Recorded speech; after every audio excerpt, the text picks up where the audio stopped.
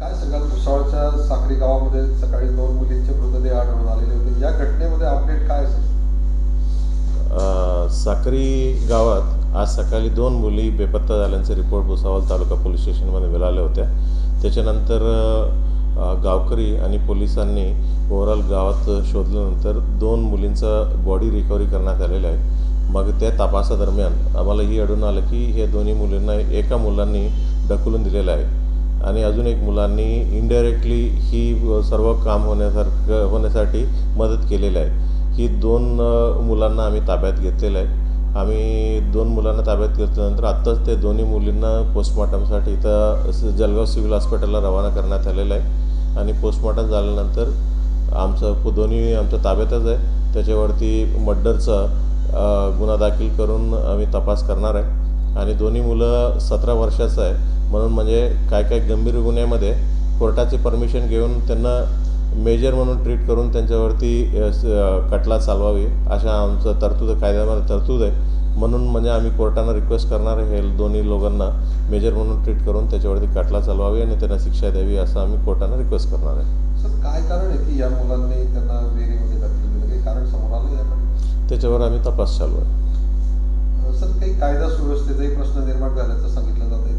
तिथं गावामध्ये जे बॉडी जिथं विहिरीतून बाहेर काढले होते त्या ठिकाणी तिथला गावकरींचा खूप मोठा संताप होता आणि गावकऱ्यांचा डिमांड अलग पद्धतीचा डिमांड होत्या. ते डिमांडपैकी त्या आरोपींना आमच्या ताब्यात द्यावा अशी काही डिमांड होत्या.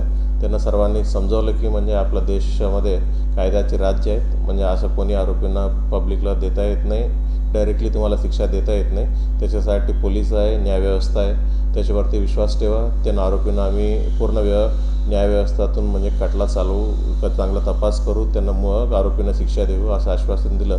आश्वासन दिल्यानंतर ते बॉडींना पब्लिकली उचलायला दिलेलं आहे आणि आता पब्लिक देखील सहकार्य करत आहेत. संशयितांच्या घरांची तोडफोड, जाळपोळ असं काही झालं आहे?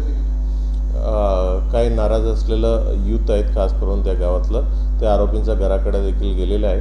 काही वस्तू नुकसान झालं म्हणून माहिती पडतं. अधिक माहिती मी घेतो.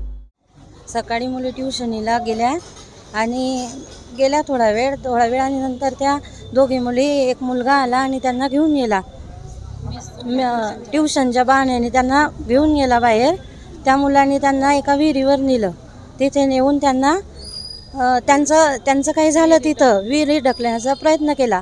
मग नंतर ढकलूनच दिलं त्यांना त्या मुलींना आणि सांगितलं पण नाही. तिथून फरार होऊन गेला आणि काही वेळाने तो त्याच्या ड्युटीवर निघून गेला आणि निघून गेल्यानंतर त्याने सांगितलंच नाही कोणालाच की त्या मुलीला त्याने ढकलून दिलं आणि त्या 2 मुली तिथंच त्या विहिरीमध्येच राहिल्या काही वेळ, खूप वेळ. नंतर त्याला पकडण्यात आलं काही वेळाने.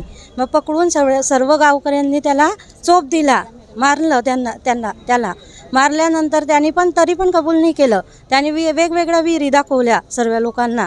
मग नंतर त्याला अजून चोप दिला. मग त्याने तेव्हा जिथं घटना घडली तिथं घेऊन गेला आणि नंतर त्यांना काढण्यात आलं. तर दोघी मृत अवस्थेत सापडल्या त्या 2 मुली. तर आमची एवढीच इच्छा आहे की आम्ही त्या मुलींचे फॅमिली मेंबर आहे, तर आम्ही त्या मुलींना फास्ट ट्रॅक कोर्टामध्ये न्याय मिळवून द्यावा हीच आमची इच्छा आहे.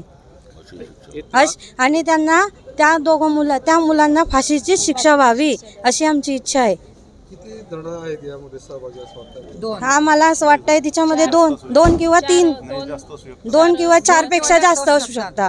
4 पेक्षा जास्त असू शकता. आणि तो आता सांगून राहिला की गावातलाच मुलगा आहे तो, गावातलाच आहे तो.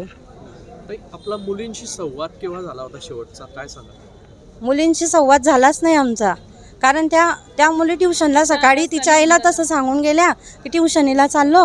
मग नंतर एक मुलगी माझी जी नणद होती तिला बोलली की चाल म्हणे आपण हा म्हणतोय तर जाऊन येऊ बुवा तिथं. तर ती तिच्यासोबत गेली. मग नंतर पुढचा घटनाक्रम नाही माहिती नेमकं काय झालं त्यांचं. जेव्हा त्या मुलाला पकडलं गावकऱ्यांनी, त्याने काही सांगितलं की त्याने हे कृत्य का केलं? नाही, त्याने काहीच नाही. त्याने कबुलीच दिली नाही आहे अजून. त्याने कबुलीच दिली नाही आहे की त्यानं असं का केलं. तर त्याने कबुली देण्यासाठी त्याला फास्ट ट्रॅक कोर्टातच हजर करावं लागेल आणि त्या केसचा निकाल लावावा लागेल. जर आता ॲक्शन नाही घेतली तर पुढे परत मुलं तेच करत राहणार आहे. म्हणून फास्ट ट्रॅकमध्ये तुम्ही लवकरात लवकर निर्णय करून त्यांना फाशीची शिक्षा व्हायलाच पाहिजे.